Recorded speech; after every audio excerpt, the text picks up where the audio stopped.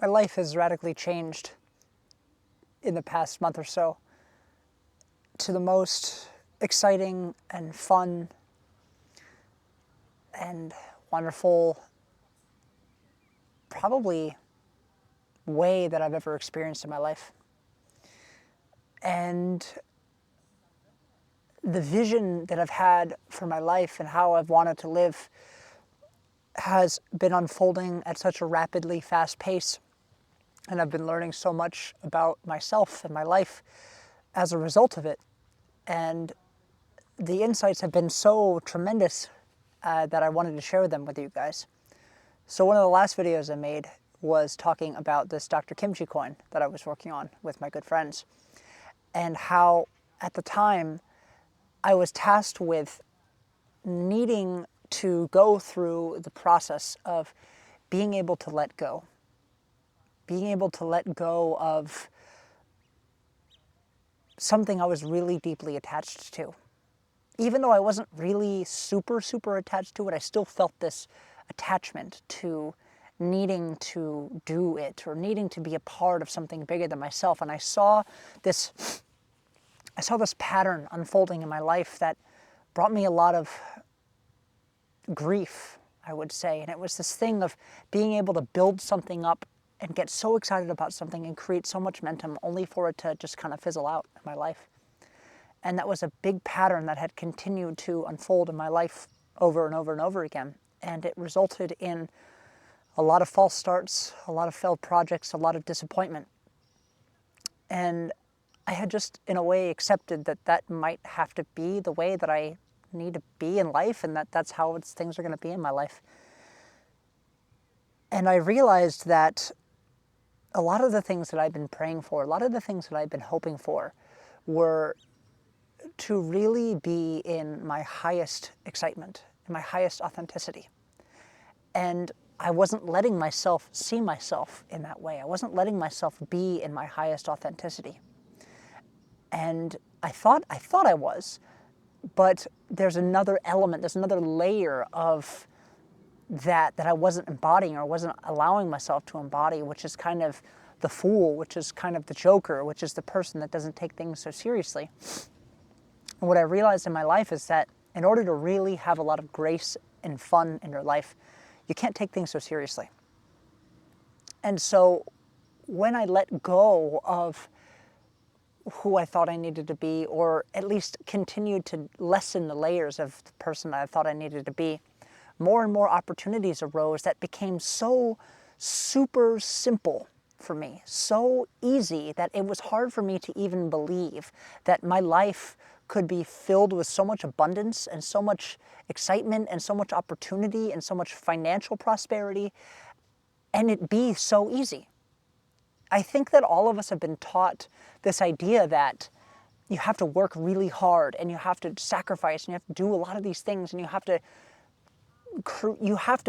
grit your teeth to get to be somewhere that you don't want to do. And I'm sure that for some people that might be the case. I mean, I can't imagine that so many people love to work on oil rigs and getting super dirty and at oil rigs, but at the same time we need oil and this infrastructure to live. But what I realize is that you sort of get what you believe in a way. And I believed that my life could be filled with so much more abundance and so much more grace, and it could be so much easier, and then it could be so much more fun. But I didn't know how that was going to show up. And then that kimchi project showed up. And if you guys haven't seen the video, I'll link it over in the side in the corner over here. And after I needed energetically to let it go, Sasha and Nikolai, the people that started this project, they said, you know what? We're going to do it. Why would we not do that? And then all of a sudden, by doubling down and doing into it, the coin exploded and went insanely viral to the point of where the team was building itself and we were having investors and we were getting booked for comedy shows and events and meetups with people all throughout Europe. And I had been in Spain and now I'm in the Netherlands meeting with some old family friends. I'm in a beautiful little town called Hellevoetsluis. and I'm in the park right here. It's beautiful. I wish you could see the whole park. And what I realized was that I could actually get paid a lot of money to have fun and joke around and laugh and be with my friends and travel the world and make a difference. And it was so surreal to me. I was walking around thinking, I was on the beach of Spain and I'm thinking, this is my job? It's my job to have fun and to give value and to laugh and to be with my friends. And it was almost kind of like coming to the slow realization of, yeah, it is. And the insights that I'm getting around living this is that what I'm telling you guys now, a lot of the people that I've worked with are so depressed and they're so upset and they're so lost, or they have all these excuses, or they have all of these reasons as to why that can't be the case. And most of the time, people are doing something in their life that they think that they need to do, but really is actually building a structure around them. They're building and creating this momentum around them that is going to prevent them from having a sense of freedom. Because society in general has told us that we need to follow a specific pattern. But what a lot of people don't realize is that pattern, that sequence of events that they need to follow, traps them into a momentum that makes it difficult for them to escape. And I'm in the Netherlands right now, and I was talking to some of the people that have gone through the schooling system here, and I know I would have suffered through the schooling system. I call myself a late bloomer. I really didn't even start coming into my own until I was in my late 20s. And they told me that in the system here, that at 16, you have to decide what you're doing for the rest of your life. While in the US and places in Canada, it's not so strict and you can kind of figure your life out and everything. But the way in which society has been created is that it forces you to take the momentum that you think you need to do. And sometimes you should do. But in general, most people don't want to do. Most people think, okay, I need to do this, this, this, and this to get that. I need to go to school and get a job and work my ass off to go get this freedom or whatever, because that's what society has prescribed to them to do. And there are some people that are able to do that. There are some people that are able to create that freedom. Maybe they get lucky and they meet somebody that gives them a great job that lets them travel and do a bunch of things and make a lot of money. Great. But I was very fortunate to have had a number of different experiences and a number of different lucky experiences in my life to sort of give me the space to be able to say, wait a minute, hold on, what's actually going on here in the world? What's actually my purpose in life? And through that series of experiences, it allowed me to really reflect on the decisions that I was making in my life, asking myself and God or the higher power if they truly served me and the world at the highest good. And I realized that if I wanted to truly live an exceptional life, if I truly wanted to be an exceptional person, whatever that means, I have to do different things. I have to do exceptional things. I have to sacrifice my time and my money and my energy and my attention to doing things that most people normally wouldn't do. And I realized that so many people are doing all of these things, building this momentum to when I tell them, I'm like, you can do whatever you want in your life. They say, well, I have a kid and I have a job and I have a mortgage and I have all these things. Not knowing that younger in their life, they had made those decisions to create that momentum that has then therefore trapped their finances and their physical location as well as their mental location. And it's basically created a trajectory for them that makes it harder for them to undo those decisions. And that's all by design. And it's not to say that all of those structures and systems that have been created by society are bad. It's just to say that they don't necessarily always express or allow you to express your highest excitement, your highest good, your highest service. And in order to find what that is, you have to create the space in your life through your actions to allow you to figure out what that is.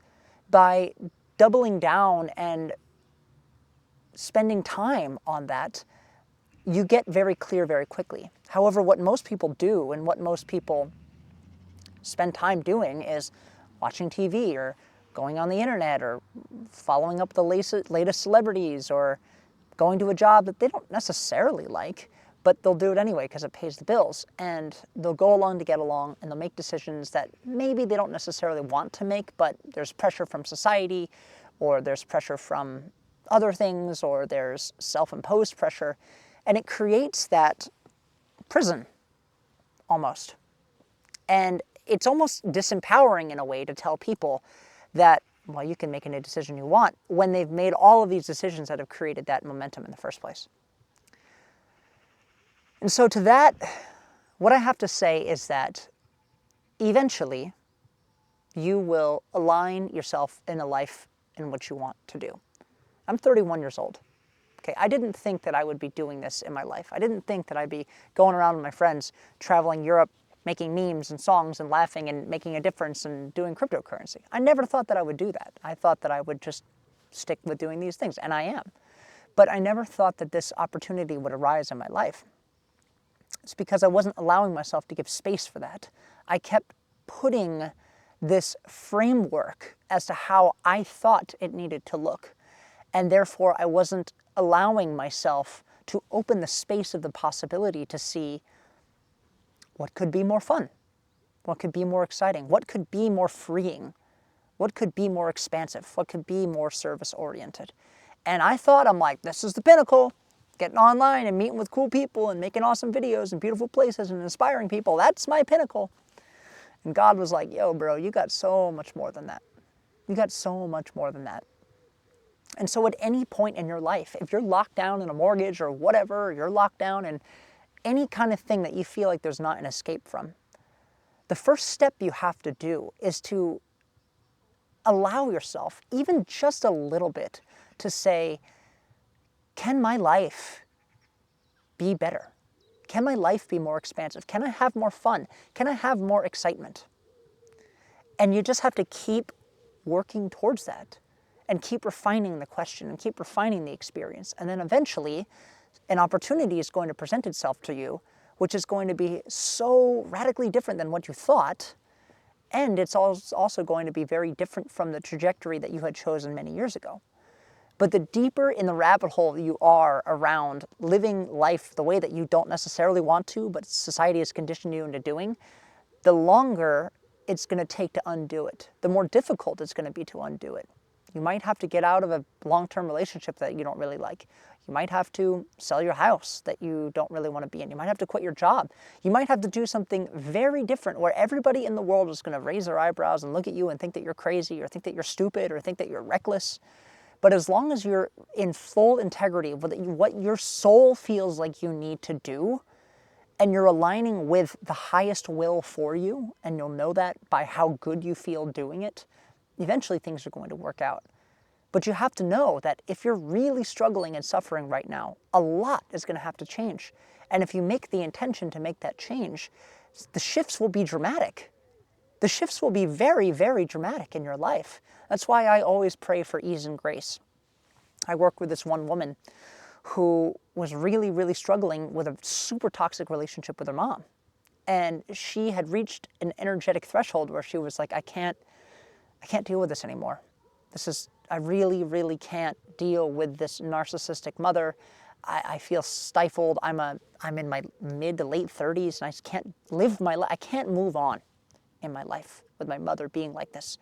And she really, in a way, energetically let go of that energetic attachment. And I kid you not, like 2 weeks later, it was very tragic, but her mother died of an overdose.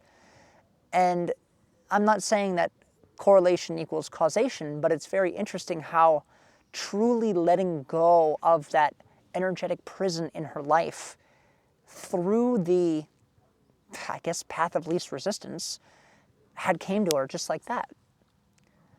And the first way to make that radical change is to really releasing energetically the story that you're telling yourself. to really get so sick and tired of playing the same narrative in your head, feeling the same disempowering feelings, feeling the same terrible stuff every day, to finally say, I'm over this.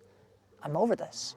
That's how I was able to overcome depression. That's how I was able to overcome pornography usage. That's how I was able to overcome a lot of things, was getting so sick and tired of hearing the same narrative that I was telling myself. And I find myself telling myself many narratives that I'm tired of listening to. So if you're in that position of where you're tired of listening to that narrative, and you've created all this momentum that you want to reverse, know that it might take some time. And if you're desperate about changing it really quickly, then unfortunately, things might be dramatic in how quickly they change. But as a testament of living my life and finally aligning with what I believe is the highest good, it could change, it could subject to change, something better could arise. I have a newfound sense of freedom that I've never had in my life. And I had freedom before this, but this is another level of freedom. But the more we refine our questions, the more we refine our idea of what is God's greatest and highest purpose for me, those opportunities will arise in your life, and you have to continually refine that. You have to continually choose what feels like the right option to do. And you'll know that by how exciting it is, by how graceful and how easy it is. This project that I'm working on, it's almost unbelievable how fast things come. When I'm working with Nikolai and Sasha on these projects, everything's boom, boom, boom, boom, boom, boom, boom, boom, boom, super fast. Get this done, make this thing. Wow, we completed this. Wow, we booked this. And the speed and the grace and the ease and the insight of how quickly things are moving. It's like moving in the world in a completely different way. I've never experienced it in my life, how fast things are, how graceful things are. If I even have to think that it has to be hard, if I even have to put effort into my decision making, I know it's wrong. It's so strange how it operates. It's just the thing presents itself, just boop, yep, that's it, no problem, easy. All other things fall away. All other difficulties fall away. And switching and attuning my life into operating with such a sense of clockwork proficiency and grace has truly been, I don't even know how to describe it. It's truly been astounding to me, just how life can operate at a different pace of grace and ease and abundance. But it's really about tuning into the energy of what that feels like. And now stepping into this way of being, I'm recognizing that your highest good is meant to be so stupidly easy, so dumb how easy it is, that it will boggle your mind. You'll say, is it really that easy? Can I really just really feel like I'm doing nothing and yet I'm making such a difference? Can I really just do what's so fun to me and so easy to me and yet somehow make a lot of money and have fun and have freedom while doing it? Well, from my experience, I would say absolutely. That's what I'm doing. But you have to undo all of the beliefs around not being able to do that. And it's not just mental beliefs, it's deep in our bodies. It's stuck in our bodies. It's layers and layers and layers and years and years and years and years of individual and national and collectivist and archetypal conditionings that keep us from truly asking ourselves, what is possible for me? And that's a lifelong journey of really understanding how good it can get. Because you can take two decisions. You can say, oh wow, how bad can it get, or how good can it get? It's your divine right to choose whichever one you want to get. And either way, your thoughts, your feelings, and then ultimately your actions will bring you towards either one of those polarities all the time. And I just choose to follow what I feel like it's God's highest purpose for me. And it brings me joy and grace and abundance. And every other person that's followed this mechanism, every other person that's followed this system that I know of, has another element of abundance, has a deeper, more expansive, exciting element of abundance. Everybody that I've ever worked with, everybody that I've ever talked to recognizes that this is universal law in a way. And so I want to leave you guys with this.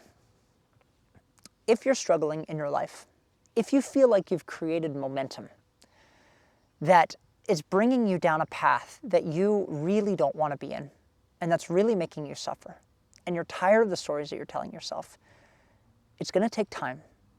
It's going to take time for you to reverse that.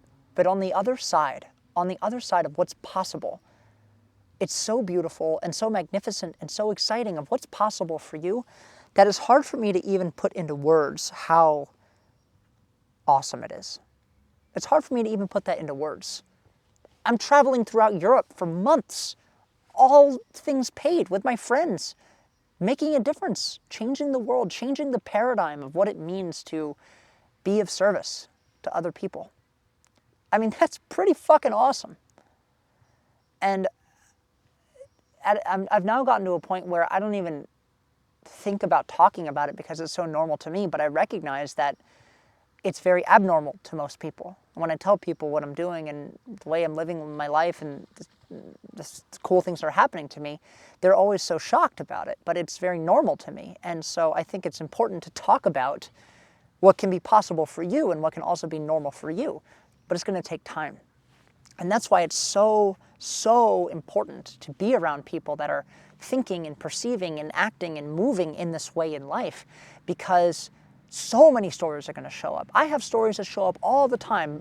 Blocks around money, blocks around relationships, blocks around friends, blocks around giving value. And by being around a community of people that hold me accountable, that help me see my blind spots, that want what's better for me, that allow me opportunities to grow and be more expansive and be better, it continues to keep me on that path. It continues to help me refine that amazing and exciting path for me. You could do it by yourself. I tried to do it by myself. It was fucking hard. It was hard. And I only realized that I need a community of people around me to help make the collective dreams happen. I need competent people around me to help make my dreams happen. I need a community of people around me to make a difference in the world. I can't do it alone. And a lot of successful people realize that it's hard to do it alone and that they need a team of people to make it happen. But it's not just about making money and making products. It's about showing up in the world as the best version of yourself, the most fulfilled version of yourself, the most alive and vibrant and excited and abundant and creative and expansive version of yourself. It's not just through money. It's not just through the way in which you express yourself through your business. And so that's what I do. I offer that space. I offer that community. I offer those tools to help you get into that mindset, to help you get into that space so that you can recognize what's possible for you in your life. My idea of excitement and freedom and value and expression and creativity is very different from how many other people think of it that way. My ex-girlfriend, her idea of freedom and expression was doing yoga all day long. That was her joy. That was her passion. It's not my joy and passion, but that was the way that she expressed it. My joy and passion is very different from my friend's, my sensei. His idea of freedom is having all the time in the world to do karate. So your idea of freedom and expression is very different and it's unique to you, but it's important to be around other people that are expressing their unique way of how they express freedom in their life. And I want to invite you to be part of this community because I would not be the same man that I am today if it wasn't for other like-minded people that have lifted me out of those lows that I was in, lifted me out of the bullshit that I was telling myself, and showed me a higher version of myself and continually show me a higher version of myself.